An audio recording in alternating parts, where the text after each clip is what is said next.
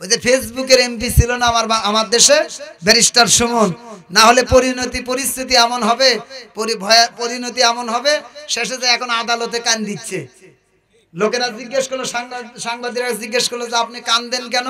বলতেছে আমি কান দিচ্ছি তার কারণ হলো আমার যা হয় হোক, তাও দেশের লোক, দেশের জনগণ এবং দেশ ভালো থাক। কি দরদ, এত দরদ তো পালায় যাবার লাগছিল এ কথা কর না, এতই দরদ দেশের জন্য, এত দরদ। আমার দেশের প্রধানমন্ত্রী বলছিলেন যে আমি কিছুই করি নাই, আমার ছেলের জন্য কিছু করি নাই, মেয়ের জন্য কিছু করি নাই, কোনো নিজের জন্য কিছু করি নাই, সব খালি জনগণের জন্য করেছি। যত যা সব আমার বাবার স্বপ্ন। পদ্মা সেতু নির্মাণ হলো, উনি বলে লাভ দিয়ে ওঠে, বলে খালি জাতির সামনে, মিডিয়ার সামনে যে বলে এটা আমার বাবার স্বপ্ন ছিল। যেখানে যা হয় সব খালি বাবার স্বপ্ন। তার মানে বাংলাদেশের যত যা হয় সব তার বাবার স্বপ্ন দেখছে। আর আমাকে বাপ স্বপ্নে খালি কলা খায়। কথা কয় না রে, আমরা স্বপ্নেতে খালি কলা খাই, আমরা রাতে শুয়ে শুয়ে ফাও স্বপ্ন দেখি। আর এদেশের প্রধানমন্ত্রী যিনি ছিলেন শেখ হাসিনা, তার বাবা খালি যত যা বাংলাদেশে দেখতেছেন, এই যে আপনি ফ্লাইওভার দেখেন, ওভারব্রিজ দেখেন, আর যত ফোল্ডিং যে রাস্তা দেখতেছেন, এগুলো সব শেখ হাসিনার বাপ স্বপ্নে দেখছে। এটা না হাসি না তো, কেন শোনেন এটা? তখন কেউ কিছু বলতে পারে না। আর এগুলো আমরা বললেই খালি বলে কি হুজুর এখনো যে কিছু আছে, ভালো করে বুঝবেন। এই যে স্বৈরাচার পালায়ে গেছে, স্বৈরাচার সব পালায় নাই, লক্ষ লক্ষ স্বৈরাচারদের দোসর এই বাংলার জমিনে আছে না নাই? আছে না নাই? আছে। ওরা আমাদেরকে অনেক সময় বলে, কয় হুজুর বাড়াবাড়ি হয়ে যাচ্ছে, কিন্তু আপনারা কিন্তু যেগুলো বলতেছেন এগুলো বাড়াবাড়ি হয়ে যাচ্ছে। আমি তখন বলি আমাদের কথা যদি বাড়াবাড়ি হয় তাহলে মিথ্যা ট্রাইব্যুনাল গঠন করে আমার নেতাকে 1 নয় 2 নয় 13টা বছর জেলখানায় রেখে ইনজেকশনের মাধ্যমে তোমরা হত্যা করেছো। সেই সময় তোমরা কোথায় ছিলে? কথা কয় না। এদেশের সবচেয়ে বড় বড় আলেম ওলামাদেরকে ফাঁসি দেওয়া হলো, সেই সময় আর কোনো নেতা মুখ খোলে নাই। আর এখন আমরা এগুলো বললেই বলে, কয় হুজুর বাড়াবাড়ি হয়ে যাচ্ছে। আপনারা কিন্তু বাড়াবাড়ি করতেছেন। মিথ্যা ট্রাইব্যুনাল গঠন করে গিয়েছেন, এখন সেই ট্রাইব্যুনাল বর্তমান অন্তর্বর্তীকালীন সরকার সত্য ট্রাইব্যুনাল ঘোষণা করেছেন। তাদের নামে এখন সবার নামে গ্রেফতারি পরোয়ানা, একটা কেউ আর ওষুধ। ওয়া ইন্নাকা আলা খুলুকিন আযীম। নবী तमाम জাতিরে জানায় দেন, নিঃসন্দেহে तमाम জাতিরে আপনি জানায় দেন, আমি আল্লাহ তাআলা ঘোষণা দিয়ে দিলাম तमाम পৃথিবীর ভিতরে আমি আপনাকে আমি এমন চরিত্র দান করে দিলাম, নিঃসন্দেহে तमाम পৃথিবীর ভিতরে আমি আপনারে উত্তম চরিত্রের অধিকারী বানায়া দিলাম। কিয়ামত পর্যন্ত যত মানুষেরা আসবে, কিয়ামত পর্যন্ত যত নবী, যত নেতাই দুনিয়াতে আসবে, तमाम পৃথিবীর ভিতরে যত নেতা সমাজের বুকে আসবে, যত মানুষ আসবে, তাদের ভিতরে কম বেশি চরিত্রের ভিতরে ভেজাল পাওয়া যাবে। ও নবী আমি আপনারে এমন নেতা বানায়া দিলাম, এমন চরিত্রের অধিকারী বানায়া দিলাম, কিয়ামত পর্যন্ত হাজারো চেষ্টা করে আপনার চরিত্রের ভেতরে কেউ ভেজাল বের করতে পারবে না। এটা আওয়াজ দিয়ে বলা যায় কি সুবহানাল্লাহ। আমার আপনার দয়ার নবী, মায়ার নবী, করুণার নবী, চরিত্রের গ্যারান্টি দিয়েছেন কি? গ্যারান্টি দিয়েছেন আমার আপনার আল্লাহ। ও নবী আমি আপনারে শুধু চরিত্রের গ্যারান্টি, উত্তম গ্যারান্টি দিয়ে ক্ষান্ত হয়ে নাই, আপনাকে আমি উত্তম চরিত্রের অধিকারী শুধু বানায় নাই, तमाम পৃথিবীর জন্য, বিশ্ববাসীর জন্য, সকল জাতির জন্য, ধর্ম বর্ণ নির্বিশেষে সকল জাতির জন্য আমি আপনারে तमाम পৃথিবীর মানুষের জন্য রহমত স্বরূপ বানায়া দিলাম। আমি আপনারে রহমত স্বরূপ পাঠায়া দিলাম। আমার আল্লাহ ঘোষণা দিয়েছেন, ওয়া মা আরসালনাকা ইল্লা রাহমাতাল লিল আলামিন।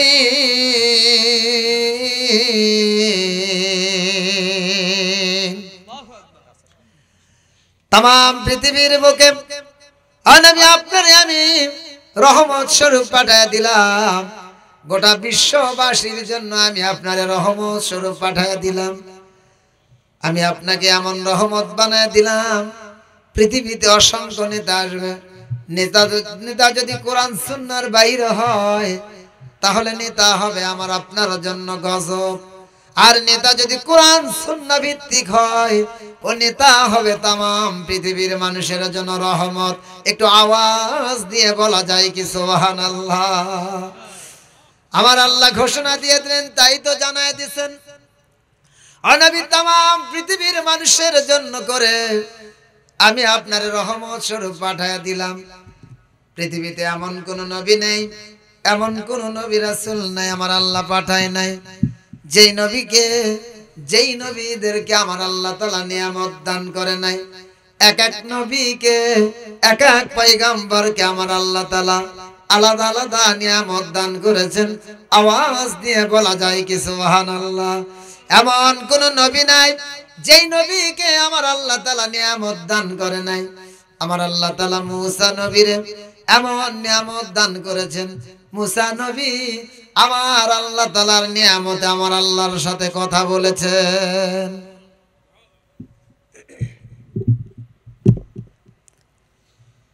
আমার আল্লাহ তাআলা দাউদ আলাইহিস সালামকে আমার আল্লাহ তাআলা এমন নিয়ামত দান করলেন, যেই নিয়ামতের বদৌলতে আমার আল্লাহ তাআলা তামাম পৃথিবীতে যত মানুষ পাঠিয়ে দিয়েছেন, তামাম পৃথিবীর ভিতরে আমার আল্লাহ দাউদ নবীরে সুন্দর কণ্ঠ দান করেছেন। শুধু তাই নয়, সুলাইমান আলাইহিস সালাম রে আমার আল্লাহ তাআলা এমন নিয়ামত দান করলেন, যে নিয়ামতের বদৌলতে আমার আল্লাহ তাআলা সুলাইমান পয়গম্বরকে রাজত্ব দান করেছেন। তাহলে এক একটা নবী পয়গম্বরদেরকে আলাদা আলাদা নিয়ামত আমার আল্লাহ দান করেছেন। এমন কোন নবী নাই যেই নবীরে আমার আল্লাহ তাআলা নিয়ামত দান করে নাই। তাহলে সব নিয়ামত যদি নবী রাসূলদেরকে দিয়ে দেন, আমার আপনার নবীর ভাগ্যে বুঝে নিয়ামত আছে না নাই? আমার আল্লাহরে যদি আপনি জিজ্ঞাসা করেন, তামাম পৃথিবীতে সব নবী রাসূলদেরকে আপনি এক একটা নবীরে আলাদা আলাদা নিয়ামত দান করেছেন, তাহলে আপনি আখিরি জামানার পয়গম্বর, আমার আপনার দয়ার নবী, আমার করুণা রহমতের নবী, করুণার নবীর আপনি কি নিয়ামত দান করেছেন? আমার আল্লাহ জানা দেন, তামাম পৃথিবীতে যত নবী রাসূল পাঠায়া দিলাম, এক একটা নবীরে আমি আলাদা আলাদা নিয়ামত দান করেছি। আর তোমার যে নবী, তোমাদের যে নবী, এই নবীরে যে আমি নিয়ামত দান করলাম, এই নিয়ামত তামাম পৃথিবীর সব নবী রাসূলদের 1,24,000, মতান্তরে যদি 2,24,000 পয়গম্বর বলো, তামাম পৃথিবীর যত নবী রাসূলদের নিয়ামত সব জায়গায় একত্র করলে হবে যা তোমার নবীরে, আমার আপনার নবীরে আমার আল্লাহ নিয়ামত দিয়েছেন তা। একটু আওয়াজ দিয়ে বলা যায় কি মারহাবা। আমার আল্লাহ তাআলারে শুধু আমার নবীরে শুধু রহমত, আমার নবীরে শুধু নিয়ামত দিয়ে ক্ষান্ত হয় নাই, শুধু নিয়ামত দিয়ে শেষ করে নাই। একটু আগেই বললাম আমার আল্লাহ তাআলা তামাম পৃথিবীর মানুষের জন্য, গোটা বিশ্ববাসীর জন্য আমার আল্লাহর নবীকে বানায় দিয়েছেন রহমত। আমার আল্লাহ হলেন রব, আর আমার আপনার দয়ার নবী, মায়ের নবী, করুণার নবী হলেন রহমত। আমার আল্লাহ হলেন আলহামদুলিল্লাহি রাব্বিল আলামিন, আর আমার আপনার দয়ার নবী, মায়ার নবী হলেন রাহমাতাল লিল আলামিন। একটু আওয়াজ দিয়ে বলা যায় কি সুবহানাল্লাহ। আমার আল্লাহ হলেন রব, আমার নবী হলেন রহমত, আমার আল্লাহ হলেন আলহামদুলিল্লাহি রাব্বিল আলামিন, আর আমার আপনার নবী হলেন রাহমাতাল লিল আলামিন। আমার আপনার নবী এমন রহমত আমার আপনার নবী এত রহমত, বিশ্ব নবী আমার মদিনার পথে পাহাড়ি এলাকার ভেতর দিয়ে সাহাবীদেরকে নিয়ে হেঁটে যান। নবী রাস্তা দিয়ে হেঁটে যান, পাহাড়ি এলাকার পথ। পথের মধ্যে যাইতে যাইতে নবী হঠাৎ করে সাহাবীরা খেয়াল করেন, আমার নবী বলেন ওয়ালাইকুম আসসালাম। সাহাবীরা আশ্চর্য হয়ে গেলেন, ডানেও কোনো লোক দেখা যায় না, বামেও লোক দেখা যায় না, সামনেও কোনো লোক নেই, পেছনে আমরা সাহাবী, আমরা তো সালাম দেই নাই। কিন্তু নবী সালামের জবাব দিয়ে দিলেন। গন্তব্যস্থলে পৌঁছার পরে সাহাবীরা জিজ্ঞেস করলেন, ইয়া রাসূলুল্লাহ, ইয়া হাবিবাল্লাহ, আপনি পথ চলতে চলতে আপনার ডানে বামে সামনে আপনার কোনো লোক আমরা খেয়াল করি নাই, দেখতে পাই নাই, কিন্তু আপনি কেন হঠাৎ করে সালামের জবাব দিয়েছেন? বিশ্ব নবী বলেন, সাহাবীরা রে, ওই যে মরুভূমির পাতা, মরুভূমির দিকে তাকায় দেখো, ওই যে বিশাল উট, চার জীর্ণ শীর্ণ চেহারা, শরীরের ভিতরে তার হাড্ডির সাথে মাংসটা, হাড্ডির সাথে চামড়া লেগে গিয়েছে। এই বিশাল উট আমি যখন তোমাদের সামনে তোমাদেরকে সাথে নিয়ে আমি পথ চলা শুরু করে দিলাম, আমারে দেখার সাথে সাথে আল্লাহর সৃষ্টি মাখলুক উট আমারে সালাম দিয়েছে। তোমরা এটা শুনতে পারো নাই, তোমরা বুঝতে পারবে না, কিন্তু আমার আল্লাহ তাআলা আমারে শোনার ব্যবস্থা করে দিয়েছেন। শোনাইছেন কি? আমার আল্লাহ শোনাইছেন। আমি যা শুনি তোমরা তা কখনো শুনতে পাও না, আমি যা জানতে পারি তা তোমরা কখনো জানতে পারো না। এই কারণে উট আল্লাহর মাখলুক আমারে চিনতে পেরেছে, আমারে চিনতে পেরে আমারে সালাম দিয়েছেন, আর সাথে সাথে আমি তারা সালামের জবাব দিয়েছি। একটু আওয়াজ দিয়ে বলা যায় কি মারহাবা? শুধু সালামই দেয় নাই, কিতাবের ভিতরে আসছেন সালাম দিয়েই শুধু ক্ষান্ত হয় নাই, সালাম দিয়ে উট আমার আমার দয়ার নবীর দিকে তাকায় থাকেন। দয়ার নবী, করুণার নবী, রহমাতাল লিল আলামিনের দিকে ফেল ফেল করে তাকায় থাকেন। আমার নবী বলেন, সাহাবীরা বর্ণনা করেছেন, আমার নবী মানুষের মতো করে কার সাথে যেন গল্প করেন, কিন্তু সামনে কোনো মানুষ দেখা যায় না। নবী বলেন, তুমি কি কিছু আমারে বলতে চাও, আমারে জানাই, আমার সাথে বলতে চাও? আমার আল্লাহর হুকুমে উটের জবান খুলে গেল, আর উট জবান খুলে বলতে থাকে, ইয়া রাসূলুল্লাহ, ইয়া হাবিবাল্লাহ, আমি আপনারে বলতে চাই, আমার মালিক আমারে দিয়ে যে পরিমাণ কাজ করায় সেই পরিমাণ আমারে খাইতে দেয় না, আমারে কাজের পরিশ্রম বেশি করায় নাই, আমারে খাইতে দেয় না। আমার চেহারার দিকে, বডির দিকে তাকায় দেখেন, আমার জীর্ণ শীর্ণ চেহারা হয়ে গিয়েছে, আমার শরীরের চামড়া হাড্ডির সাথে লেগে গিয়েছে, আমার মালিক আমারে খাইতে দেয় না। আমি আমার মালিকরে বলে কোনো লাভ হবে না, আর মালিক তো আমি কি বলতে চাই এই ভাষাটাও বুঝবে না। এটা আওয়াজ দিয়ে বলা যায় কি মারহাবা?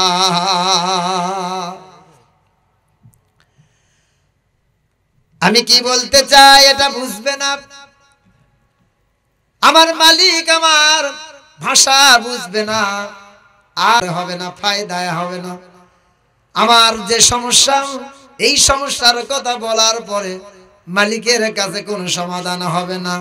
তাই তো আমি আপনার কাছে কিছু কথা বলতে চাই। বিশ্বনবী বলে, উঠ তুমি বলো, তোমার কি কথা, তোমার আবেগের কথা সব আমার কাছে বলতে পারো, কোনো আপত্তি নাই।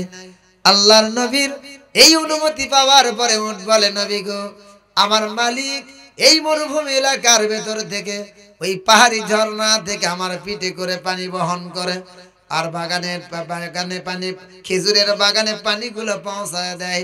আবার ওই খেজুরের যে বাগানের যে পাকা খেজুর, এইটা আমার পিঠে বহন করে বাজারে নিয়ে যায়, কিন্তু আমারে যে পরিমাণ পরিশ্রম করে নেয় সেই তুলনামূলক আমারে খাইতে দেয় না। আল্লাহর নবী বলেন, সাহাবীরা রে, আর দেরি করা যাবে না, এবার যাও, কোথায় উটের মালিক, মালিকটারে খুঁজে বের করো।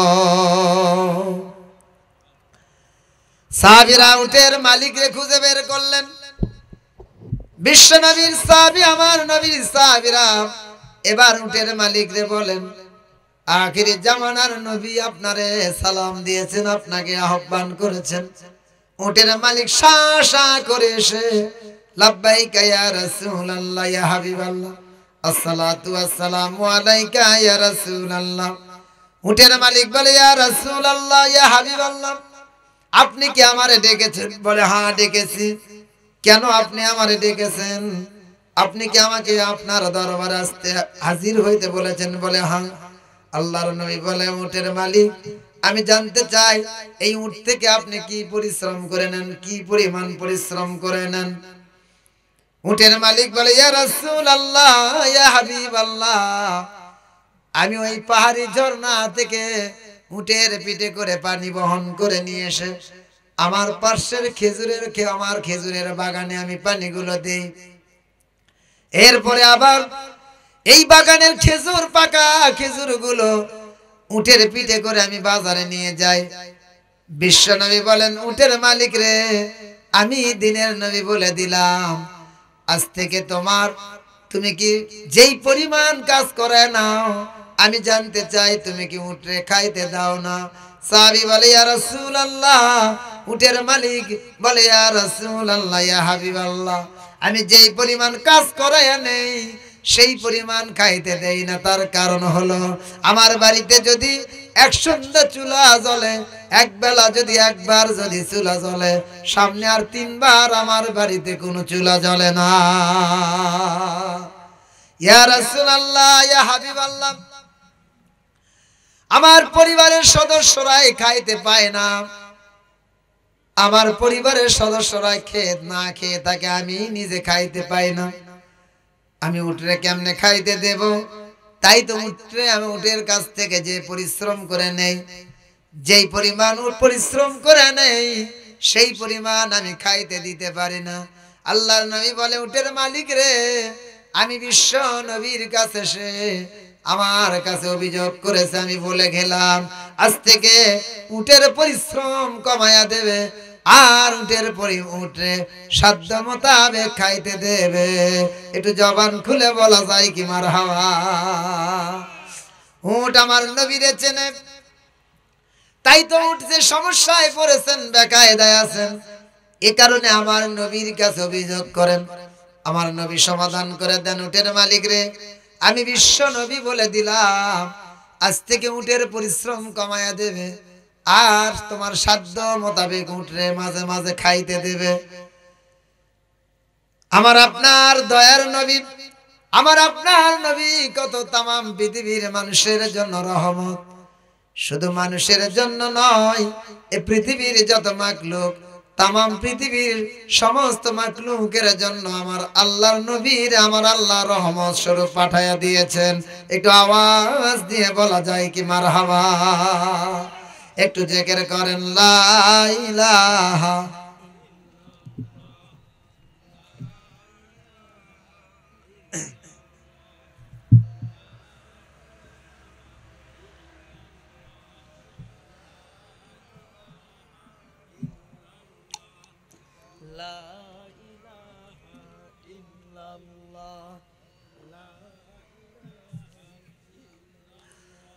লা ইলাহা ইল্লাল্লাহু মুহাম্মাদুর রাসূলুল্লাহ সাল্লাল্লাহু আলাইহি ওয়াসাল্লাম। আমি আপনাদের সামনে তেলাওয়াত করেছি সূরা তাওবার 111 নম্বর আয়াত। কত নম্বর? 111 নম্বর আয়াত। এই আয়াতের উপরে অল্প কিছু সময় আমি আপনাদের সামনে আলোচনা করব, বেশি লম্বা নাই, তা পুরোটাও সম্ভব হবে না। 100 সূরাটার নাম কি বললাম? সূরা তাওবা। সবাই বলেন না কেন, কি নাম? সূরা তাওবা 111 নম্বর আয়াত। কত নম্বর? 111 নম্বর আয়াত। আমার আল্লাহ পাক বলেছেন, ইন্নাল্লাহা আশতারা মিনাল মুমিনিনা আনফুসাহুম ওয়া আমওয়ালাহুম বিআন্না লাহুমুল জান্নাহ ইউকাতিলুনা ফি সাবিলিল্লাহ ফায়াকতুলুনা ওয়া ইউকতালুন ওয়া'দান আলাইহি হাক্কা ফিত তাওরাতি ওয়াল ইনজিল ওয়াল কুরআন।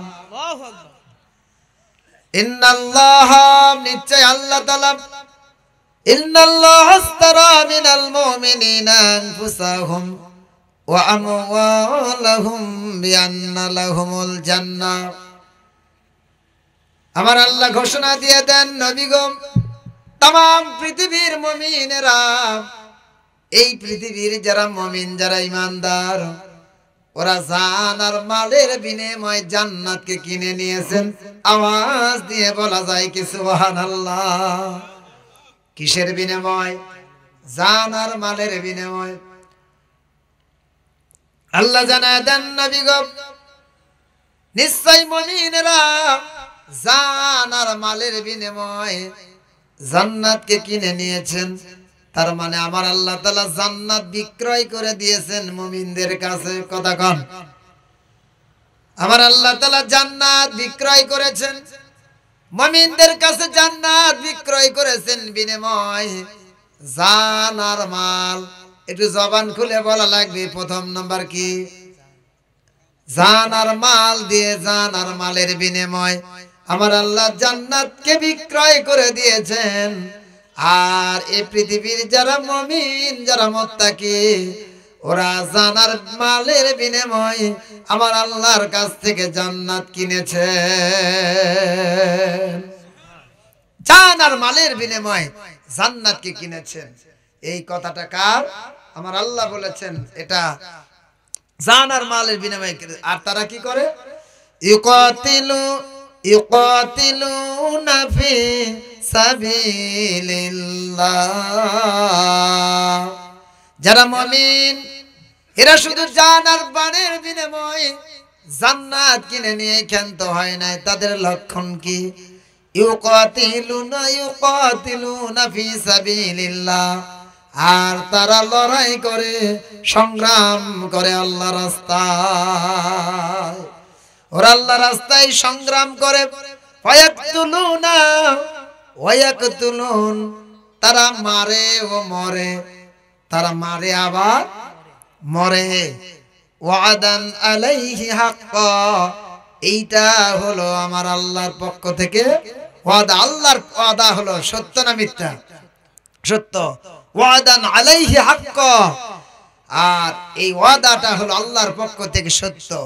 এই ওয়াদা করেছেন কোথায়? ফিত তাওরাতি ওয়াল ইনজিলি ওয়াল কুরআন। আমার আল্লাহর আসমানি কিতাব তাওরাত, ইনজিল আর কোরআনের ভেতরে ওয়াদা করেছেন। এবার আসেন জান আর মালের বিনিময় মুমিনরা জান্নাতকে আমার আল্লাহর পক্ষ থেকে কিনে নিয়েছেন। তারা আমার আল্লাহর পথে লড়াই করে, তারা মারে ও মরে। আর এই ওয়াদা করেছেন কি? এই ওয়াদা দিয়েছেন কি? আরো জোরে বলেন। মালের বিনিময় আমার আল্লাহর পক্ষ থেকে জান্নাত কিনে নিয়েছেন। যদি আপনি আল্লাহর পথে সংগ্রাম করেন, আল্লাহর পথে যদি লড়াই করতে চান, তাহলে আপনার উপরে বালা মুসিবত আছে না নাই? একটু জবান খুলে বলা লাগবে, আছে না নাই? বালা মুসিবতের পর মুসিবত। গত 15 থেকে 16 বছর পর্যন্ত এমনি ভাবে প্রাণ খুলে কেউ কথা বলতে পারে নাই। কোরআনের আলোচনা যা তা সঠিকভাবে আমরা করতে পারি নাই। আপনাদের এলাকায় করতে পারছেন নাকি? সব বক্তাকে দাওয়াত দেওয়া যায় নাই। আমাদের মতো বক্তাদেরকে দাওয়াত দেওয়ার তো কোনো প্রশ্নই আসে না। বক্তা দাওয়াত দেওয়া লাগলো সে তাদেরকে যারা তেল তেল আওয়াজ করে, কথা কয় না, যারা তেল তেল আওয়াজ করে, যেই ওয়াজের দ্বারা কোনো উপকারও নেই, কোনো ক্ষতিও নেই, সেই হুজুরদেরকে দাওয়াত দেওয়া। তার মানে আপনি যদি আল্লাহর পথে লড়াই করেন, আপনার উপরে বালা মুসিবত আসবে, চক্রান্ত আসবে, ষড়যন্ত্র আসবে। এ কোরআনের ভেতরে যা সঠিক কথা তা আপনি বলতে পারবেন না, আপনার গলা চিপি দিয়ে ধরবে। গত 15 থেকে 16 বছর এমন ভয়ানক পরিণতি বাংলার জমিনে ছিল কি ছিল না? কোথায় গেল রাজত্ব, কোথায় গেল ক্ষমতা, কোথায় গেল সেই ফিরাউনি কায়দায় ক্ষমতা, কোথায় গেল সে নমরুদের মতো ফিরাউন নমরুদের রাজত্বের মতো কায়দায় ক্ষমতা? সব ক্ষমতা বিলীন হয়ে গেল আগস্ট মাসের 5 তারিখে, এমন ভাবে বিলীন হয়ে গেল বাংলার জমিনে শুধু নয় গোটা পৃথিবীতে ইতিহাস হয়ে গেল। একই সাথে 350 জন এমপি পালায়া গেল। আমার দেশের একজন নেতা খালি মাঝে মাঝে বলতো খেলা হবে, কথা কয় না রে। কি খেলা, নাম কি? লোকেরা বলে কাউয়া কাদের, আমরা বলি না, মানুষেরা বলে কাউয়া কাদের। কাউয়া কাদের বলে খেলা হবে, কিন্তু খেলা হবে বলে দেখা গেল খেলোয়াড় দেশ থেকে পালায়া গেল। খেলা হবে বলে খেলা পালো, খেলোয়াড় পালায়া চলে গেল, আর খেলোয়াড় নেই। খালি বলে খেলা হবে, কিন্তু খেলবে কার সাথে? আর এক পার্টিরে খেলতে নামতে দেয় না। যারা ফুটবল খেলোয়াড় আছেন ওরা যদি মাঠে যায়, দুই পক্ষ যদি দুই দিক থেকে মাঠে না নামে, তাহলে আপনাদের এলাকার কোনো খেলার মাঠে খেলা হয় নাকি? এক পক্ষ খেলোয়াড় দিয়ে জীবনে কোনোদিন খেলা হয়? কিন্তু গত 15 থেকে 16 বছর বাংলার জমিনে ওই স্বৈরাচার ফ্যাসিবাদ জালেম সরকার এক পক্ষ ভাবে খেলে গিয়েছে। খালি বলে খেলা হবে, খেলা হবে কয়ে সব খেলোয়াড় একসাথে পালায় গেল। আমি আমার আলোচনায় বলি যে এক ফুটবল খেলোয়াড়, বেগি খেলোয়াড়, বেগি খেলোয়াড় বোঝেন নাই যুবক ভাইরা? বেগি খেলোয়াড় খুব ভালো খেলোয়াড়, বাড়িতে গিয়ে হাঁপাচ্ছে। বউ বলে যে তুমি ব্যাপার কি, কোনোদিন বল খেলে এসে তো, ফুটবল খেলে এসে তো এরকম করে হাঁপাও না। তো বলতেছে আজকে গোল দিছে একটু পরিমাণে অনেক বেশি। তবে কয়টা গোল দিছা? তো বলতেছে 10টা গোল দিয়ে আসছে। তো বউ মনে মনে খালি হাসে। তো তুমি হাসো কেন? কারণ বউ হাসে এই কারণে যে ওই কয়টা গোল দেওয়ার প্লেয়ার এটা তো বউ জানে। কথা কয় না রে, কারণ কয়েকটা কিরকম গোল দেওয়ার প্লেয়ার এটা তো বউ জানে, এজন্য বউ কয়, বউ খালি হাসে। তা বলে তুমি 10টা গোল দিলে একাই, তার এক পক্ষের খেলোয়াড় যারা, আর এক পার্টি যারা, ওরা কি এতে কাপড় বুঝছিল? আরে পাগলি, এতে কাপড় বসবি কে? ওরা খেলবে নাম আসেইনি। তবে খেলবেরই যখন আসেন, আর এক পক্ষের যেহেতু প্লেয়ারই নাই, তো তাহলে 10টা দিয়ে যাচ্ছে, 100টা দিয়ে আসলেই হলো না।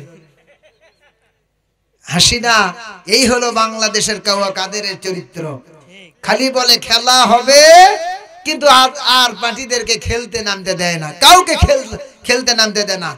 দিনের খেলা রাতেই খেলে, কথা কয় না রে। দিনের খেলা কখন খেলে? খেলা হওয়ার কথা দিনের সকাল 8টা থেকে বিকেল 4টা, সেই খেলা হয়ে যায় রাত 8টা থেকে ভোর 4টা। কথা কয় না? আছে না এরকম খেলোয়াড়? সব পালায়া গেল, সব শেষ। যারা বলে খেলা হবে আজকে তারা সব চলে গেল, ইতিহাসের নজির হয়ে গেল, গোটা পৃথিবীতে নজির। একই সাথে এতগুলো এমপি পালায়া গেল, কোথায় গেল, কোথায় অবস্থান করে কাউকে আর খুঁজে পাওয়া যায় না। যেদিক দিয়ে একটা নেতা যায় বোঝা যায় যে কোনো না কোনো একটা নেতা গেল, কমপক্ষে 100টা হুন্ডর বহর। কথা কয় না? বেশি, কারণ টাকার তো অভাব নাই। প্রধানমন্ত্রীর বাড়ির পেয়নে, যার ওনার বাসার পেয়নি হলো 400 কোটি টাকার মালিক, তো টাকার তো অভাব নাই। প্রধানমন্ত্রীর পেয়ন যিনি বাড়ির কাজের মানুষ লোক, ও যদি হয় 400 কোটি টাকার মালিক, তাহলে যার চাকর হলো 400 কোটি টাকার মালিক, তাহলে বাড়ি ওই মালিকটা কত কোটি টাকার মালিক? কথা কয় না? সব চলে গেল। উধাও হয়ে চলে গেছে। কোথায় গেছে খুঁজে আর পাওয়া যায় কেউ দাঁড়িয়ে একেবারে সফান সফা ক্লিয়ার ফর্ম সেভ করে পালায় লাগছে। কি দেখেন না মিডিয়াতে সফান সফা পালায় যাচ্ছে, এমন ভাবে চোরের মতো করে পালায় যাচ্ছে। সেখানেও প্রশাসন যে ধরলো আইনমন্ত্রীকে, যে কেবলমাত্র পালায় যাচ্ছে ওই সময় এমন ভাবে ধরছে, যেই ভাবে ধরছে সাথে সাথে বলতেছে আমাকে একা ধরবে কে, ওই যে দেখো দরবেশ বাবা। তাকায় দেখে কে চেনা চেনা লাগে, না না না না চিনবেন কেন, আমি তো অচেনা লোক। তখন না আপনাকে তো চেনা লাগে, আপনি মনে হয় সেই দরবেশ বাবা। একেবারে দাড়ি, দেড় হাতে দাড়ি, সফান সফা ক্লিয়ার সেভ করে নৌকা যোগে পালায় যেতে, সেখানেও গিয়ে ধরা খেলো। কথা কয় না? তার মানে এই ধরা কার? ইন্না বাদশা রব্বিকা লা শাদীদ, আমার আল্লাহর ধরা কঠিন শক্ত ধরা। আমার আল্লাহ ধরে না, ধরলে আল্লাহ কি করে না? ছাড়ে না। ধরে ধরে ধরে না, ধরলে আল্লাহ ছাড়ে না। এজন্য এমন ভাবে ধরেছেন, 16 বৎসর ধরে নাই, এমন ভাবে ধরেছেন 5 আগস্টে সব পালায়া উধাও হয়ে চলে গিয়েছেন। কথা কয় না? আরো আস্তে কন, ঠিক? সব পালায় গেছে। কিন্তু গোটা বাংলাদেশে, বাংলাদেশ জামাত ইসলামের একজন নেতা আপনি পাবেন না, তাকে যদি কোনো সময় প্রশাসন গ্রেফতার করে ওর জীবন চলে যাবে, কিন্তু কখনোই চাবে না যে আমার আরেকটা ভাই বিপদে পড়ুক। আর আইনমন্ত্রী বলল আমাকে একলাই ধরবেন কেন, ওই যে দরবেশ বাবা। কথা কয় না? তার মানে সব পালায়া গেল, সকলের ক্ষমতা বিলীন হয়ে চলে গেল। এই দুনিয়ার ক্ষমতা কিছু নয়, তুইজ্জু মান তাশা ওয়া তুযিল্লু মান তাশা। আল্লাহ বলেন যারে ক্ষমতা আমি আল্লাহ দেই, আর এই ক্ষমতা থেকে বেইজ্জতি করার ক্ষমতাও আমার আল্লাহ। তুইজ্জু মান তাশা ওয়া তুযিল্লু মান তাশা, ক্ষমতা দেওয়ার মালিক আমার আল্লাহ, বেইজ্জতি করার মালিক আমার আল্লাহ।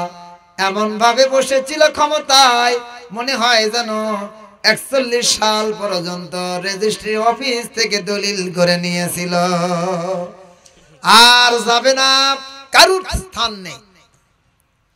এদেশে কোনো দল ছিল না, কেউ রাস্তাঘাটে বের হতে পারবে না। যেখানে মাথায় ছিল টুপি, ওদের একটা স্লোগান ছিল, এই স্বৈরাচারের স্লোগান ছিল, যার মাথায় দেখবে টুপি সাথে সাথে ধরবে তার টুটি, যার মুখে দেখবে দাড়ি সাথে সাথে পাছায় লাগাও বাড়ি। এই কারণে অসংখ্য মানুষেরা যারা টুপি পরায় অভ্যস্ত, জানের ভয়তে টুপি পর্যন্ত ভয়ে দিতে পারে নাই, মুখে দাড়ি রাখতে পারে নাই। অনেকে দাড়ি যাদের ছোট তারা একবারে ক্লিয়ার শেভ করছে, আর যাদের দাড়ি বড় তারা ছোট করেছিল। জীবনের ভয়ে দাড়ি ঠিক মতো রাখতে পারে নাই, ইসলামের বিধান সঠিক মোতাবেক পালন করতে পারে নাই। আল্লাহ জানায় দেন নবী গো, তামাম জাতিরা আমি আপনি জানায় দেন, যারা পৃথিবীতে ঈমানদার হবে, মুমিন হবে, ইন্নাল্লাহা আশতারা মিনাল মুমিনিনা আনফুসাহুম ওয়া আমওয়ালাহুম বিআন্না লাহুমুল জান্নাহ। আমি আল্লাহ ঘোষণা দিয়ে দিলাম, ওই মুমিনেরা জান আর মালের বিনিময় জান্নাতকে তারা কিনে নিয়েছে। ওরা কোনো কিছু পরোয়া করবে না, ভয় পাবে না। ওরা কোনো নেতার ভয় পাবে না। জীবন যদি চলে যায়, জীবন দিতে পর্যন্ত প্রস্তুত থাকবে কোরআনের জন্য, ইসলামের জন্য। আমার দেশে অসংখ্য মানুষেরা জীবন দিয়েছেন, কথা বলেন ঠিক কিনা? জীবন দিয়েছেন, বছরের পর বছর জেলখানায় থেকেছেন, ফাঁসির কাস্টে ঝুলেছেন, তথাপি জালেমের কাছে মাথা নত করে না। আল্লাহ বলে করবে না, কখনোই না, কোন অবস্থাতে ওরা মাথা নত করতে পারে না। ইউকাতিলুনা ফি সাবিলিল্লাহ, ওরা লড়াই করে, সংগ্রাম করে আমি আল্লাহর রাস্তায়। ওরা কার রাস্তায় লড়াই করে? ওরা আল্লাহর রাস্তায় লড়াই করে। তাই তো ওরা কখনো ভয় পায় না, কোনো হতাশ হয় না, নিরাশ হয় না। দুনিয়ার কোনো জেল জরিমানা, মামলা হামলা, খুন গুম এদেরকে কোনোদিন পরোয়া করাইতে পারে না, এদেরকে দমন করতে পারে না।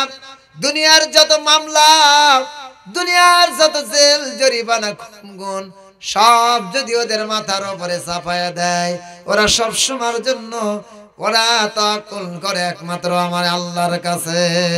ইয়াতাওয়াক্কালুন, ওরা একমাত্র আমার আল্লাহর উপরে তাওয়াক্কুল করবে। আমার আল্লাহ ছাড়া কারো কাছে ওরা মাথা নত করে না। কোন জাহেলের কাছে, ইসলাম বিদ্বেষীর কাছে, স্বৈরাচারের কাছে, জালিমের কাছে, ফেসিবাদের কাছে ইসলাম ওয়ালারা মাথা নত করতে পারে না। কথা কোন ঠিক না বেঠিক? মাথা নত করবে না, জীবন চলে যাবে। কোন অবস্থাতেই কোনদিন তারা কখনো মাথা নত করবে না। এটা আজকে নাই, শুধু অতীতেও করে নাই, বর্তমানেও করে নাই, ভবিষ্যতেও করবে না। যারা এই কোরআনের মজা বুঝবে, ইসলামের মজা বুঝবে, আমার নবীর আদর্শের পথে চলবে, কোরআন সুন্নাহর পথে চলবে, ইসলামী আন্দোলন করবে, জীবন চলে যাবে, তথাপি কখনো ইসলাম থেকে দূরে সরে চলে যাবে যেতে পারে না, কখনো যেতে পারে না। এটাই বাস্তবতা। আর আজকে আমার আপনার প্রতি আর আমার আপনার ঈমান খালি একটু যদি এই যে 15-16 বছর কত মানুষ ভয়তে আলেম ওলামা অন্তর থেকে মহব্বত করে, ভালোবাসে আমাদেরকে, কিন্তু সালাম দেশে দূর থেকে ইশারা দিয়ে কাছে যায় মুসাফা পর্যন্ত ভয়তে করেনি। অনেকে চিন্তা করছে সালাম দিয়ে যদি মুসাফা করতে যায় যে কোন বিপদে পড়ি, মুসাফা করতে গেলেই যে কি বিপদে পড়ি। হুজুরের সাথে মুসাফা করলে যদি বোঝে এটা জামাতের লোক, কথা কয় না রে, কথা কয় না। ওই তবলিগের চিল্লা দেন, কোনো সমস্যা নেই। এক চিল্লা দেন, 3 চিল্লা দেন, জীবন চিল্লা দিলেও সমস্যা নেই, কোনো টেনশন নেই। পীর সাহেবের খানকায় বসেন, জিকির করতে করতে ওটি খালি ফিট হয়ে পড়ে যান, কোনো টেনশন নাই, কেউ আপনাকে বাধা দেবে না। জিকির করতে করতে খালি সামিয়ানার পাউই বয়ে উঠে যাচ্ছে, কেউ বাধা দেয় না। কিন্তু শুধু আপনি যদি খালি বলেন আল্লাহর এই জমিনে আল্লাহর দ্বীন কায়েম করা ফরজ, আনাকিমুদ্দিন ওয়ালা তাতাফাররাকু, তোমরা দ্বীনকে প্রতিষ্ঠিত করো, ইসলামকে কায়েম করো, ওয়ালা তাতাফাররাকু, এখান থেকে কখন এই ব্যাপারে তোমাদের কোনো মত পার্থক্য করবে না। আর এইটা যখন আপনি বলতে যাবেন তখন আপনার আমার প্রতি বালা মুসিবত আছে না নাই? বলে হুজুর সব কোন, কোনো আপত্তি নাই, কিন্তু এগুলো কেন, এগুলো বলেন কেন? এগুলো বলা যাবে না, সব বলেন, কোনো আপত্তি নাই। চিল্লা দেন, আপনি জীবন চিল্লা দেন, চিল্লা দিতে দিতে টাকা ফুরে যাবে, আপনি ফোন করবেন, বিকাশ করে টাকা পাঠিয়ে দেওয়া হবে, কোনো আপত্তি নাই। কিন্তু আপনি ইসলাম কায়েম করা লাগবে, কোরআন প্রতিষ্ঠিত হওয়া লাগবে, এই কোরআন দিয়ে সমাজ চলবে, কোরআন দিয়ে রাষ্ট্র চলে পরিচালনা করতে হবে, এই কথা আপনি বলেন, এটা তো মেনে নেওয়া যায় না। কারণ ওই কুরাইশের নেতারা সব মেনে নিতে পারে। ওরা বলে আমাদের ভাতিজা মুহাম্মদ সাল্লাল্লাহু আলাইহি সাল্লাম সত্য নবী, সে একজন, সে বিশ্বাসী, সে আল আমিন, সে আসলে সত্য, আমরা সব মানি। কিন্তু মুহাম্মদ সাল্লাল্লাহু আলাইহি সাল্লাম যে দাওয়াত দেয় এইটা যদি আমরা মেনে নেই তাহলে আমাদের নেতাগিরি চলে না, আমাদের নেতাগিরি চলে না, তাই তো আমরা মানি না।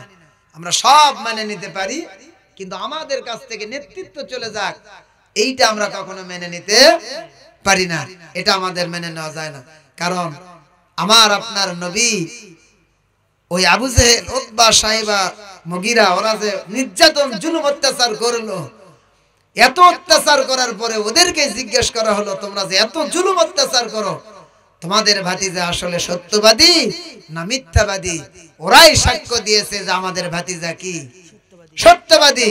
কিন্তু কেন মানো না? মানি না এই একটাই কারণ, আমরা যদি তাকে মেনে নেই তাহলে আমাদের কোন নেতাগিরি চলে।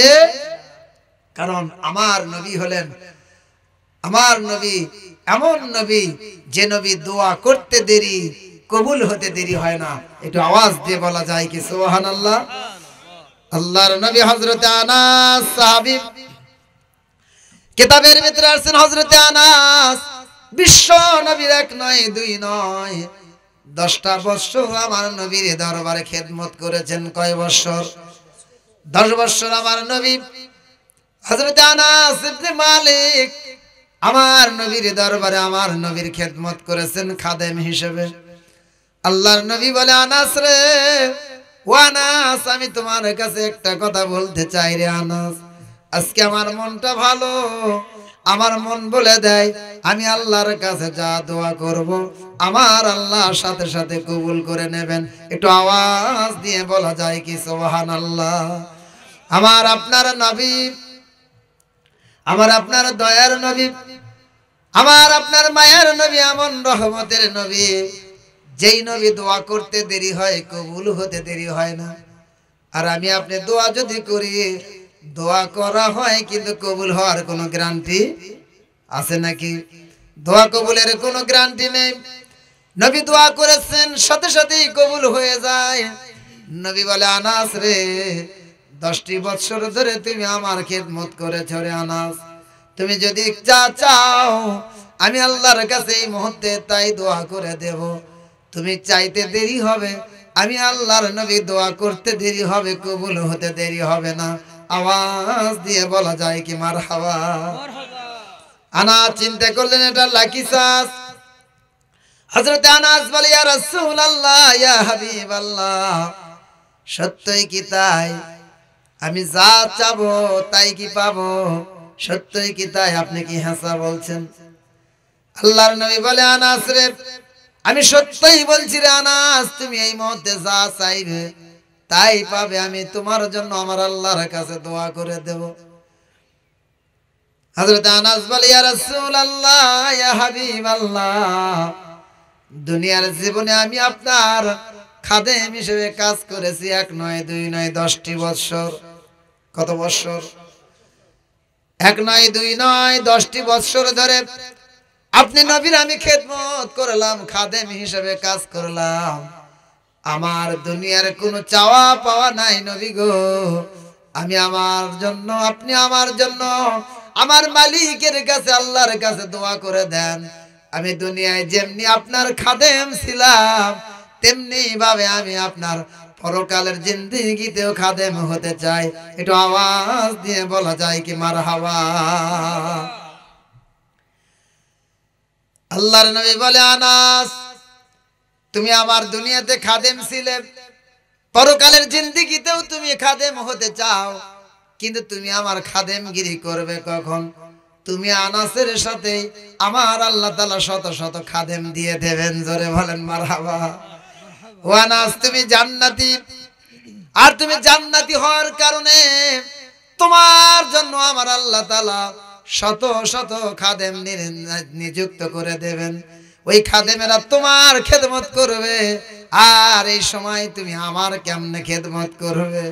আনাস বলে, ইয়া রাসূলুল্লাহ, ইয়া হাবিবাল্লাহ, আমি তো এটাও বুঝি, কিন্তু তারপরেও চাইলাম। আল্লাহর নবী বলে, আনাস রে, 10টি বছর ধরে তুমি আমার সাথে থেকেছো, আমি মনে করেছিলাম তুমি বোকা, কিন্তু আসলে তা নয়। তুমি চাইছো এমন কৌশলে, আর আমার আল্লাহর সাথে সাথে সেইটা কবুল করে নিয়েছেন। হযরত আনাস চিন্তা করলেন, আমি যদি বলি, ইয়া রাসূলুল্লাহ, ইয়া হাবিবাল্লাহ, আমি আপনার সাথে জান্নাতে, একই জান্নাতে থাকতে চাই, তাহলে এটা কেমন হয়? এই কারণে হযরত আনাস আল্লাহর নবীকে বলেন, ইয়া রাসূলুল্লাহ, ইয়া হাবিবাল্লাহ, আমি আপনার দুনিয়াতে খাদেম ছিলাম, পরকালের জিন্দেগিতেও আমি আপনার খাদেম হিসেবে থাকতে চাই। তার মানে হযরত আনাস চিন্তা করলেন, আমার নবীর খাদেম যদি আমি পরকালের জিন্দেগিতে হয়ে যায়, খাদেমগিরি করার তো আমার জান্নাতে কোনো প্রয়োজন নেই। কিন্তু আমার নবী যেই জায়গায় থাকবে খাদেমকেও তো সেখানে রাখবে। যেখানে বাড়িওয়ালা থাকবে চাকরও সেই বাড়িতে থাকবে। বিশ্ব নবীকে জান্নাতের সর্বোচ্চ মাকাম জান্নাতুল ফেরদাউস আমার আল্লাহ দান করবেন। আর আমার নবী যদি জান্নাতের সর্বোচ্চ মাকামে থাকে, আমি নবী, আমি আনাস যদি আমার নবীর খাদেম হতে পারি, আর আমার আল্লাহ সেইটা যদি কবুল করেন, আমার নবী সর্বোচ্চ জান্নাতের সর্বোচ্চ যেই মাকাম, সেখানে আমার নবী থাকবেন, আর আমি আনাস আমার নবীর সাথেও সেখানে আমি থাকতে পারবো। একটু আওয়াজ দিয়ে বলা যায় কি মারহাবা। আল্লাহর নবী দোয়া করে দিলেন, মালিক আমার সবচেয়ে কাছের সাহাবী আমার আনাস 1 নয় 2 নয় 10টি বছর আমার খেদমত করেছেন, দুনিয়ার জীবনে আমার খাদেম ছিলেন, আর পরকালের জিন্দেগিতেও আনাস আমার খাদেম হতে চায়। তাই তো আমি দোয়া করে দিলাম, আল্লাহ আনাস আমার দুনিয়ার জীবনে যেমনি খাদেম ছিল, পরকালের জিন্দেগিতেও আনাস রে আপনি খাদেম হিসেবে কবুল করে নেন। বলেন আমিন। আমার আপনার নবী হলেন সেই রহমতের নবী, যে নবী আমার দোয়া করেছেন সাথে সাথে কবুল হয়েছেন। দোয়া করতে দেরি হয়েছেন, কবুল হইতে দেরি হয় না। আমার আপনার মতো ফাস্ক হুজুর না, আমার আপনার মতো আমাদের মতো এরকম হুজুর না। কথা বলে একরকম, কাজ করে আর এক রকম, আছে না নাই? কথা হয় একরকম, ওয়াজ হয় একরকম, আর বাস বক্তব্য দেয় একরকম, কাজকর্ম করে আর এক রকম। এরকম নেতা আমার নবী ছিলেন না। আজকে আমরা দুনিয়ার চিন্তা চেতনায় সব ছেড়ে দিয়ে দিলাম, বরবাদ করে দিলাম। আজকে যেই কথা বললাম, 15টা থেকে 16 বছর সময় বাংলাদেশে দুর্দিন চলে গেল। যেই সময় ইসলাম ওয়ালারা সঠিকভাবে ইসলাম পালন করতে পারে নাই, সঠিকভাবে আল্লাহর হুকুম পর্যন্ত ঠিক মতো পালন করতে পারে নাই, স্বৈরাচারের অত্যাচারে আমার আপনার বগুড়ার সরকারি আজিজুল হক কলেজের ওই কলেজ ক্যাম্পাসের ভেতরে যারা ইসলামপন্থী মানুষ, ইসলামপন্থী যারা স্টুডেন্ট ছাত্ররা, ওরা ইসলামের দাওয়াত দেবে, কালেমার দাওয়াত দেবে, এমন পরিবেশ সেখানে ছিল না। এই সমাজে যারা ইসলামের পক্ষের, ইসলামের সংগঠনের ছাত্ররা, ওরা টাকনোর উপরে পোশাক পরে, ওরা খেয়াল করে দেখতো কার পোশাক টাকনোর উপরে, ওরা দেখে দেখেই বুঝতে পারতো এরা হলো ইসলামী ছাত্র শিবিরের কর্মী। এমন পরিণতি তারা করেছিল, কলেজ ক্যাম্পাসের ভিতরে টাকনোর উপরে পোশাক পরে, কোনো প্যান্ট পরে, কোনো পায়জামা পরে কোনো ছেলে ঢুকতে পারে নাই।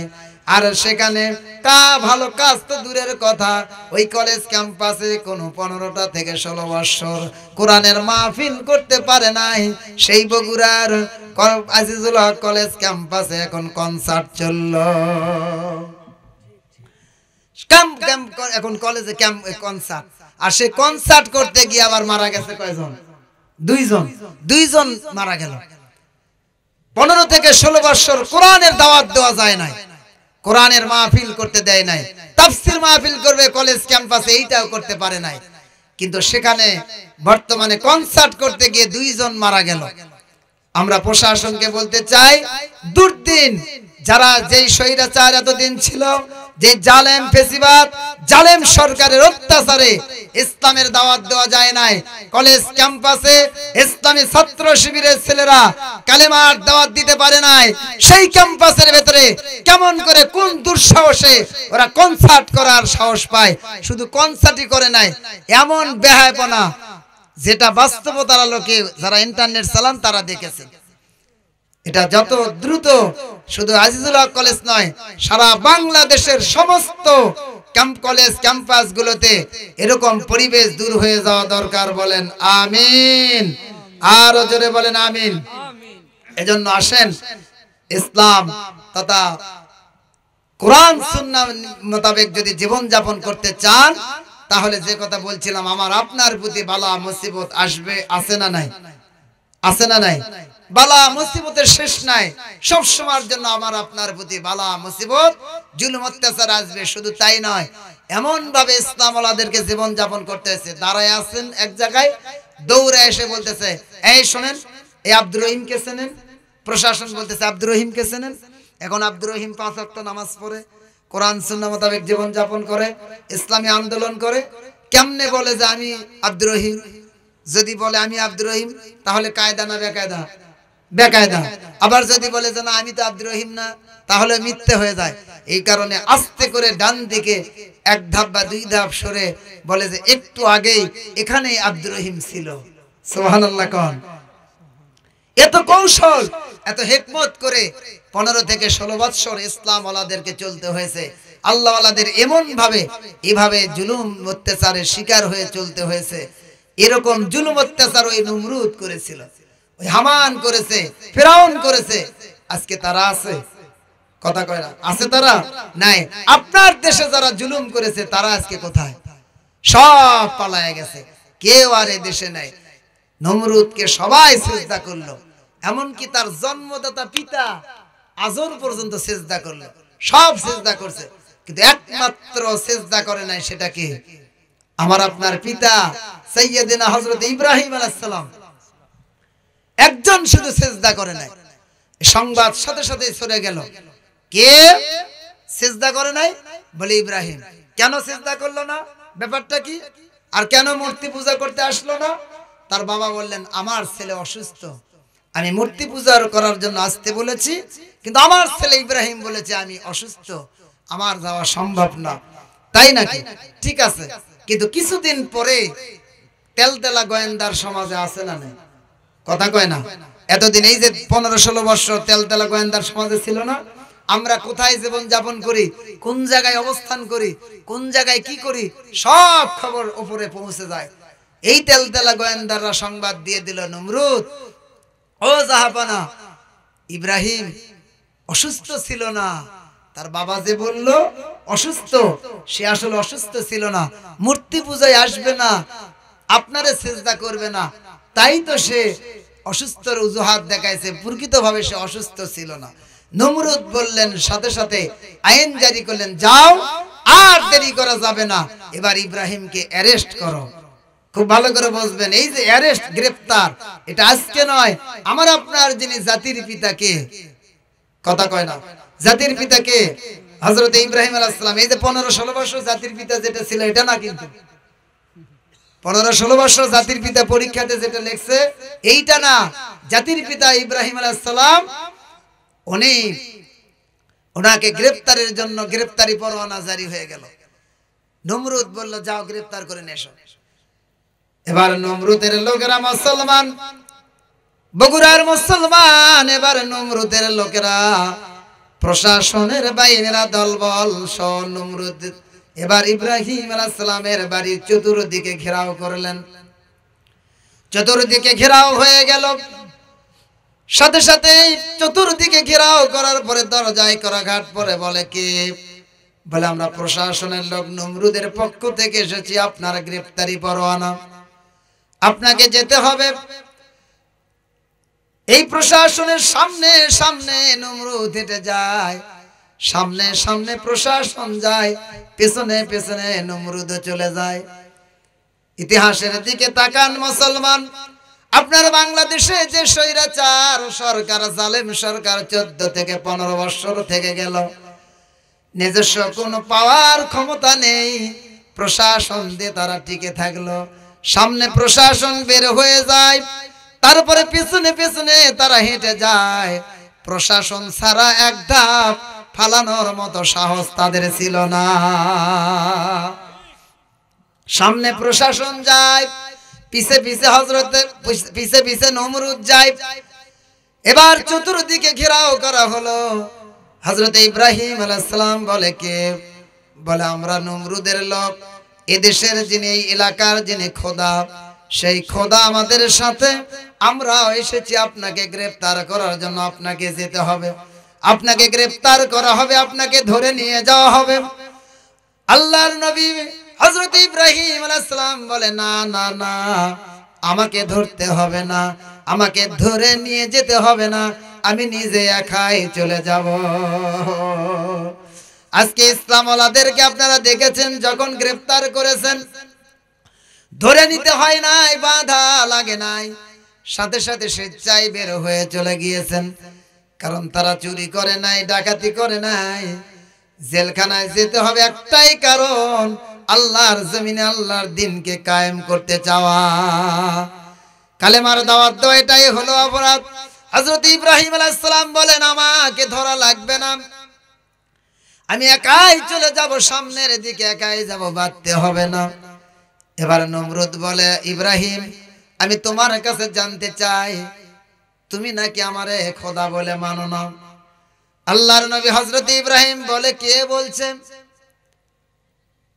আমি আপনারে খোদা বলে মানি না, আপনাকে আমি খোদা বলে মেনে নেই না, এটা আপনাকে কে বললো? বলো অনেক মানুষেরাই বলে, আল্লাহর নবী ইব্রাহিম আলাইহিস সালাম বলে। এত মানুষেরা যদি বলে থাকে তাহলে মিথ্যা কথা বলে নাই, মিথ্যা কথা বলে নাই। হযরতে ইব্রাহিম আলাইহিস সালামকে নমরুদ বলে, ইব্রাহিম রে আমি জানতে চাই কেন তুমি আমারে খোদা বলে মানো না? তুমি কি কারণে আমাকে খোদা বলে মানো না? আল্লাহর নবী ইব্রাহিম আলাইহিস সালাম বলে, আমি কেন খোদা বলে মানতে চাই না, কেন আপনারে মানি না, এইটার জবাব দেওয়ার আগে আমি আপনার কাছে জানতে চাই আপনি মরবেন কি মরবেন না। প্রশ্নটা কায়দার না বেকায়দার? আপনি মরবেন কি মরবেন না? নমরুদ বলে, ইব্রাহিম রে আমি ভাবতেছি, এখনো ভেবে শেষ করতে পারি না আমি মরবো কি মরবো না। আল্লাহর নবী ইব্রাহিম আলাইহিস সালাম বলে, নমরুদ আগে আপনি ভেবে শেষ করেন আপনি বেঁচে থাকবেন না মরবেন, এইটা জানার পরে আমি আপনারে বলবো আমি আপনারে খোদা বলে কেন মানি না।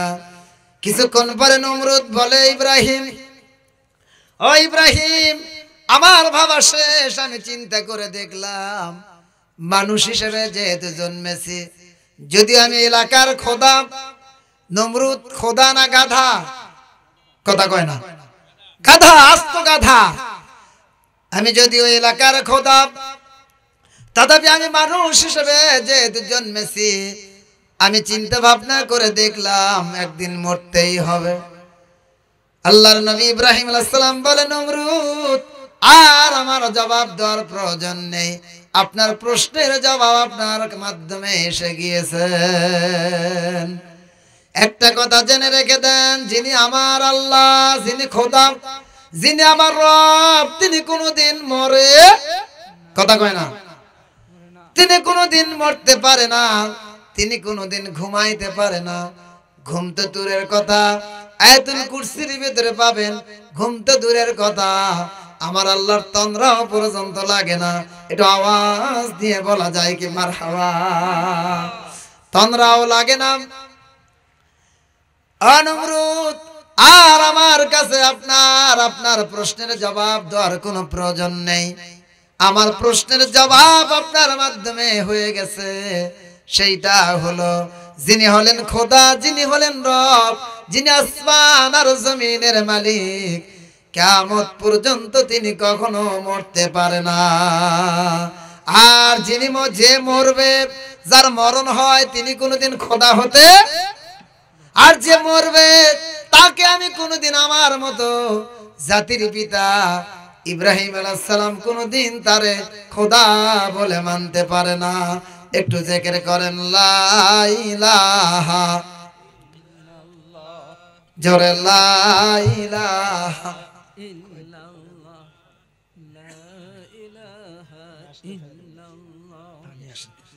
লা ইলাহা ইল্লাল্লাহ, লা ইলাহা ইল্লাল্লাহ, লা ইলাহা লা ইলাহা ইল্লাল্লাহ, লা ইলাহা লা ইলাহা ইল্লাল্লাহ, লা ইলাহা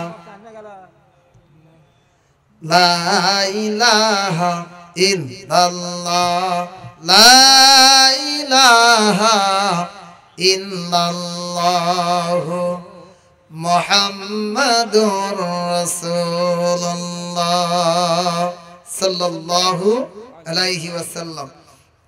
যে কথা বলছিলাম, হযরত ইব্রাহিম আলাইহিস সালাম নমরুদের কাছে কখনো মাথা নত করেন নাই। ইসলাম ওয়ালারা কোনোদিন ইসলাম বিদ্বেষীর কাছে মাথা নত করতে কখনো করতে পারে না, কোনোদিন করবে না, জীবন চলে যাবে, তথাপি ইসলাম ওয়ালারা কোনোদিন ইসলাম বিদ্বেষীদের কাছে মাথা নত করবে না, কখনোই করবে না। আপনি যতই বুঝান, যতই মানুষকে ভুলভাল বুঝান, আর যতই আপনি উন্নয়নের কথা বলেন, মানুষ একদিন সঠিক বুঝবেই। আপনি সবসময় এই 15-16 বছর খালি উন্নয়নের খবর শুনেছেন, কোন মিডিয়াতে কারু খবর নেই, সব খালি যত গুণগান সব স্বৈরাচারদের, কথা কয় না, খালি তাদের গুণগান, খালি এই উন্নতি ওই উন্নতি, এত বাংলাদেশে উন্নতি, খালি সন্ধ্যার পরেই লাগে মোমবাতি। কথা কয় না রে, সন্ধ্যার পরে মোমবাতি, খালি উন্নতি। কার কত গল্প। ওই এক শাশুড়ি আর এক পুত্রবধূ দুজনই বলতেছে যে আমরা দুজনই আল্লাহর ওলি। খুব ভালো করে শোনেন, মনোযোগ দিয়ে শোনেন, আলোচনা আমার একেবারে শেষের দিকে। বলে শাশুড়ি আর পুত্রবধূ দুজনে বলতেছে আপনি কি আল্লাহর ওলি? তো বলতেছে তাই নাকি? বলে হ্যাঁ, আমরা দুইজনই আল্লাহর ওলি। কেমনে? তাহলে আল্লাহর ওলি যদি হয় তাহলে কিছু তো একটা কারামতি দেখান লাগবে। তো বলছে কারামতি? তো বলতেছে আমাদের পাশের একটা বউ প্রেগনেন্ট, গর্ভবতী। তো আমি বললাম যে এই মেয়ের পেট থেকে, এই বউয়ের পেট থেকে ছেলে হবে। তো আমার শাশুড়ি বলল মেয়ে হবে। কিছুদিন পরে দেখা গেল আমারটা হয়নি, কিন্তু আমার শাশুড়ি যেটা বলছে সেটা হয়েছে। কথা কয় না। তার মানে বলতেছে আমরা দুইজনই আল্লাহর ওলি। আমি বলছি ছেলে হবে আর শাশুড়ি বলছে মেয়ে হবে, কিন্তু আমারটা হয়নি, শাশুড়িরটা হয়েছে। তা এইভাবে আমরা যেটাই আমি বলি আমার শাশুড়ি আর একটা বলে, হয় আমারটা হয় না হলে শাশুড়িরটা হয়। কি সিটে! তার মানে একটা বলেন, দুইজন মিলে একটা বলেন, তাহলে বোঝা যাবে যে সত্যি আল্লাহর ওলি। বাস্তবতা হলো যে কে ওই জাহাজ দিয়ে ওই পানি আকাশ দিয়ে উড়ে যায় আর কে ওই পানির উপর দিয়ে হেঁটে যায়, এটা কোনো কারামতি নয়। আসল কারামতি হলো যে কোরআন সুন্নাতের মোতাবেক জীবন যাপন করা। কথা কয় না। ওই আকাশ দিয়ে উড়ে যাওয়া আবার ওই পানির উপর দিয়ে হেঁটে যাওয়া, এইটা কারামতি বলা হয় না। আসল কারামতি হলো কোরআন সুন্নাহ মোতাবেক জীবন যাপন করা। কথা কোন ঠিক কিনা? এজন্য কোরআন সুন্নাহ মোতাবেক জীবন যাপন করা লাগবে। কোরআন সুন্নাহ মোতাবেক জীবন যাপন করবেন না, বেকায়দায় পড়ে যাবেন। ওই যে ফেসবুকের এমপি ছিল না আমার দেশে, ব্যারিস্টার সুমন, না হলে পরিস্থিতি এমন হবে, পরিণতি এমন হবে, শেষে যে এখন আদালতে কান দিচ্ছে। লোকেরা জিজ্ঞেস করলো, সাংবাদিকরা জিজ্ঞেস করলো যে আপনি কান্দেন কেন? বলতেছে আমি কান দিচ্ছি তার কারণ হলো আমার যা হয় হোক, তাও দেশের লোক, দেশের জনগণ এবং দেশ ভালো থাক। কি দরদ! এত দরদ তো পালায় যাবার লাগছিল, এ কথা কর না। এতই দরদ দেশের জন্য, এত দরদ। আমার দেশের প্রধানমন্ত্রী বলছিলেন যে আমি কিছুই করি নাই, আমার ছেলের জন্য কিছু করি নাই, মেয়ের জন্য কিছু করি নাই, কোনো নিজের জন্য কিছু করি নাই, সব খালি জনগণের জন্য করেছি। যত যা সব আমার বাবার স্বপ্ন। পদ্মা সেতু নির্মাণ হলো, উনি বলে লাভ দিয়ে ওঠে, বলে খালি জাতির সামনে, মিডিয়ার সামনে যে বলে এটা আমার বাবার স্বপ্ন ছিল। যেখানে যা হয় সব খালি বাবার স্বপ্ন। তার মানে বাংলাদেশের যত যা হয় সব তার বাবার স্বপ্ন দেখছে। আর আমাকে বাপ স্বপ্নে খালি কলা খায়। কথা কয় না রে, আমরা স্বপ্নেতে খালি কলা খাই, আমরা রাতে শুয়ে শুয়ে ফাও স্বপ্ন দেখি। আর এদেশের প্রধানমন্ত্রী যিনি ছিলেন শেখ হাসিনা, তার বাবা খালি যত যা বাংলাদেশে দেখতেছেন, এই যে আপনি ফ্লাইওভার দেখেন, ওভার ব্রিজ দেখেন, আর যত ফোল্ডেন যে রাস্তা দেখতেছেন, এগুলো সব শেখ হাসিনার বাপ স্বপ্নে দেখছে। এটা না হাসি না তো, কেন শোনেন এটা? তখন কেউ কিছু বলতে পারেন। আর এগুলো আমরা বললেই খালি বলে কি হুজুর এখনো যে কিছু আছে, ভালো করে বুঝবেন। এই যে স্বৈরাচার পালায় গেছে, স্বৈরাচার সব পালায় নাই, লক্ষ লক্ষ স্বৈরাচারদের দোসর এই বাংলার জমিনে আছে না নাই? আছে না নাই? আছে। ওরা আমাদেরকে অনেক সময় বলে, কয় হুজুর বাড়াবাড়ি হয়ে যাচ্ছে, কিন্তু আপনারা কিন্তু যেগুলো বলতেছেন এগুলো বাড়াবাড়ি হয়ে যাচ্ছে। আমি তখন বলি আমাদের কথা যদি বাড়াবাড়ি হয় তাহলে মিথ্যা ট্রাইব্যুনাল গঠন করে আমার নেতাকে 1 নয় 2 নয় 13টা বছর জেলখানায় রেখে ইনজেকশনের মাধ্যমে তোমরা হত্যা করেছো। সেই সময় তোমরা কোথায় ছিলে? কথা কয় না। এদেশের সবচেয়ে বড় বড় আলেম ওলামাদেরকে ফাঁসি দেওয়া হলো, সেই সময় আর কোনো নেতা মুখ খোলে নাই। আর এখন আমরা এগুলো বললেই বলে, কয় হুজুর বাড়াবাড়ি হয়ে যাচ্ছে। আপনারা কিন্তু বাড়াবাড়ি করতেছেন। মিথ্যা ট্রাইব্যুনাল গঠন করে গিয়েছেন, এখন সেই ট্রাইব্যুনাল বর্তমান অন্তর্বর্তীকালীন সরকার সত্য ট্রাইব্যুনাল ঘোষণা করেছেন। তাদের নামে এখন সবার নামে গ্রেফতারি পরোয়ানা, একটা কেউ আর ওষুধের পয়েমেও খুঁজে পাওয়া যাচ্ছে না। কথা কয় না রে, কাউকে আর খুঁজে পাওয়া যাচ্ছে না, সব পালায় গেছে। কারণ এদেশে তাদের ঠাঁই হবে না। জনগণ জাতি তাদেরকে আশ্রয় দেবে না। জাতি শুধু জনগণ শুধু সুযোগের অপেক্ষায় ছিল, মন চাইছে কিন্তু বলতে পারে নাই, সব বলতে চায় কিন্তু বাস্তবতা বলতে পারে না। সময় আলোকে সব উদাও হয়ে চলে গিয়েছে। আছে নাকি? আছে। খালি আওয়ামী লীগের নাম, মানুষ যাদেরকে জুলুম অত্যাচার করছে তাদেরকে মানুষ মহব্বত করছে কলিজা থেকে। আর এখন মানুষ ইচ্ছা করলে যদি কোন টাকা 10,000 দিচ্ছি, চ থানার সামনে যাই, খালি কবু যে আমি আওয়ামী লীগের কর্মী, ওকে তো 10,000 টাকা আমি মুতে দেই। কোথা কয় না রে? না না, হাসি না তো, অত টাকা 10,000 দরকার নেই, জান হারাবো না। কারণ যাকেই নিয়ে যাচ্ছে নিজেই খালি রিমান্ডে নিচ্ছে, কারণ ওরা এগুলো শিখাই দিয়ে গেছে। আমরা যদি ক্ষমতায় যায় করতাম তখন ওরা বলতো এরা প্রতিশোধ নিচ্ছে। জামাতও ক্ষমতায় যায় নাই, বিএনপিও এখনো ক্ষমতায় যায় নাই, অলরেডি অ্যাকশন শুরু হয়ে গেছে। এমন ধরা আল্লাহ ধরছে, সে ধরা থেকে আর কোনোদিন বাঁচার পথ নেই। এজন্য আমার মুসলমান ভাইরা, এ দুনিয়াতে যতদিন বেঁচে থাকবো ততদিন আমার আল্লাহর পথে চলতে চাই। আমার আল্লাহ আমাদের সকলকে কবুল করুন, বলেন আমিন। যত নির্যাতন করবে, জুলুম করবে, অত্যাচার করবে, আমার প্রতি আপনার প্রতি মামলা হবে, হামলা হবে, খুন হবে, গুম হবে, খুন হবে, গুম হবে, জেল হবে, জরিমানা হবে, ফাঁসি হবে, প্রয়োজন হলে আমার আপনার জীবন দেওয়া যাবে। মাথায় রাখতে হবে মুসলমান, প্রয়োজনে জীবন দিতে প্রস্তুত, তথাপি ঈমান দেওয়া যাবে না। ঈমান দিতে পারবো না, কারণ ঈমান হারাও যদি হয়ে যায় সব বরবাদ হয়ে যাবে, সব বিলীন হয়ে যাবে। আমার নবীর সাহাবীরা ঈমান হারা হয় নাই। আমার নবী শুধু সাহাবীদেরকে বলেছেন, ও আমার সাহাবীরা, যখনই বলেছেন এই মুহূর্তেই তোমাদেরকে অমুক এলাকায় জিহাদের ময়দানে যাওয়া লাগবে, একজন সাহাবী যাকে যেভাবে নির্দেশ দিয়েছেন নবী, সাথে সাথে কোনো সাহাবী কখনো সেখান থেকে পিছপা হন নাই, কখনো পিছে আসে নাই। এই কারণে মসজিদে প্রতি জুমার খুতবায় মসজিদের ইমাম সাহেবরা যেইভাবে বয়ান করে, মসজিদে যতক্ষণ পর্যন্ত বসে থাকবেন ততক্ষণ পর্যন্ত আমার দেশের মুসলমানেরা সব মনে হয় ইমাম সাহেবের পক্ষে। নামাজ শেষ হয়ে গেল, ইমাম সাহেবের বিরোধিতা শুরু হয়ে গেল। আওয়াজ দিয়ে বলেন ঠিক না ঠিক? খালি যতক্ষণ মসজিদে থাকে খালি হুজুর যার পাইবা ঠিক, চার হাত পাও তুলে লাভ দিয়ে কয় হুজুর ঠিক। মসজিদ থেকে বের হয়ে চলে আসলো, আর হুজুরের বিরোধিতা শুরু হয়ে যায়, আর হুজুরকে মানতে চায় না। আমার নবীর সাহাবীরা এমনটি ছিলেন না। আমার নবী যা বলেছেন সাহাবীরা সাথে সাথে তাই মেনে নিয়েছেন। নবী বলতে দেরি হয়েছেন, সাহাবীদের মেনে নিতে দেরি হয় নাই। নবী যখন বলেছেন সাথে সাথে বলেছেন, সাহাবীরা বলেছেন সামিনা ওয়া তা'না, শুনলাম আর মেনে নিলাম, কোনো আপত্তি নেই, কোনো আপত্তি নেই। আর আমার নবী দাওয়াত দিয়েছেন, যেই কথা বললাম, পাশাপাশি বাড়ি আবু জেহেলকে দাওয়াত দিয়েছেন এতবার, কিন্তু আবু জেহেলকে হেদায়েত করতে পারে নাই। আমার আল্লাহ ইসলামের জন্য আবু জেহেলকে কবুল করে নাই। আল্লাহ বলে, নবী গো, আবু জেহেলকে দাওয়াত দিয়ে কোনো লাভ হবে না। আপনার আবু জেহেলকে আমি আল্লাহ তাআলা ইসলামের জন্য কবুল করি নাই। নবী গো, অপেক্ষা করতে থাকেন, এমন একটা সময় এসে যাবে তাম পৃথিবী থেকে আপনার যত মুসলমান নরনারীরা, আপনার উম্মত বেটা বেটিরা, আপনার উম্মতেরা যারা বাইতুল্লাহ শরীফে হজ করতে আসবে, আপনি নবীর রওজা মোবারক জিয়ারত করতে আসবে, ওই সমস্ত মানুষেরা যারা আসবে, ও নবী আপনি সেই সময়ের জন্য করে আপনার আবু জেহেলের বাড়িতে আজকের মতো এই দৃশ্য, এই নজিরটা থাকবে না। এই দৃশ্যগুলো সকল পাল্টায় যাবে।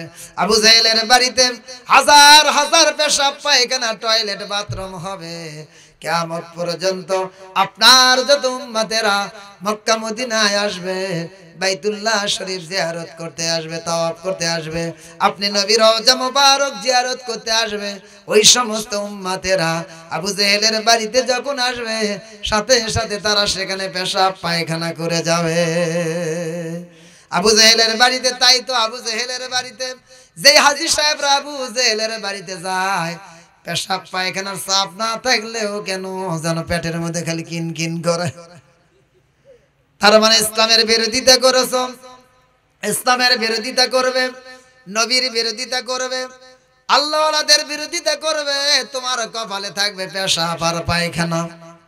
মুসলমান ইসলামের বিরোধিতা যদি করো, যারা যুগে যুগে যারা ইসলামের বিরোধিতা করলো, আজকে বাংলার জমিনে যারা দীর্ঘদিন ধরে ক্ষমতায় বসে স্বৈরাচারী করে ফেসিবাদী করে ওই জালেম সরকার ইসলামের বিরোধিতা করলো, আলেম ওলামাদেরকে বিরোধিতা, আলেম ওলামার বিরোধিতা করলো, এদের নসিবে এই সমাজের মানুষ তাদের জন্য কিছু দেবে না, তাদের কপালে জুটবে শুধু পেশাব আর পায়খানা।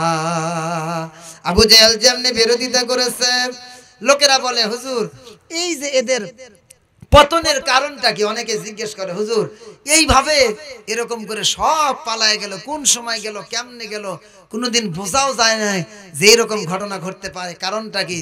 আমরা বলি কারণ একটাই, যে নির্যাতন ইসলামওয়ালাদেরকে, আল্লাহওয়ালাদেরকে, আলেম ওলামাদেরকে করেছে, তাদের যে চোখের পানি ঝরছে এই সরকার, এই ফেসিবাদ জালেমদের নির্যাতনের পতনের জন্য, এই জালেমের পতনের জন্য আলেমদের চোখের এক ফোঁটা পানি যথেষ্ট।